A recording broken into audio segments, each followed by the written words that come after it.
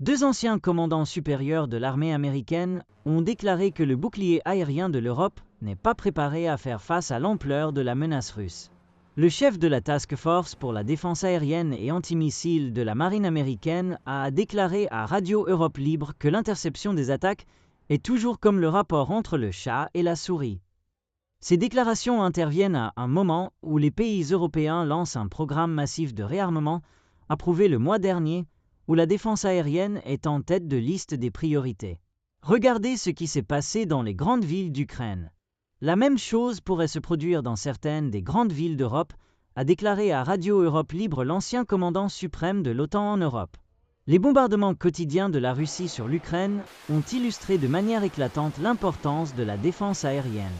Selon une analyse réalisée en février par le Centre d'études stratégiques et internationales, CI, à Washington, la Russie a lancé en moyenne 24,3 missiles et drones par jour vers l'Ukraine depuis le début de l'invasion de cet État voisin en 2022, soit plus de 25 000 au total.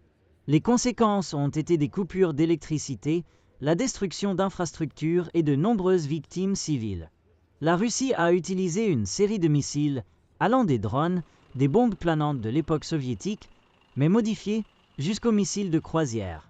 Il existe également différents types de défense aérienne.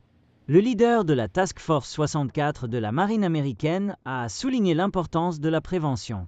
Si le système Aegis ne parvient pas à intercepter un missile, alors une autre couche serait activée, comme par exemple une batterie Patriot, pour abattre le missile. Le soldat a déclaré qu'une autre faiblesse clé de l'OTAN est la défense contre les drones, un domaine où la Russie a maintenant plus d'expérience. Il a rajouté que la puissance aérienne est également une contribution clé des États-Unis à la défense aérienne.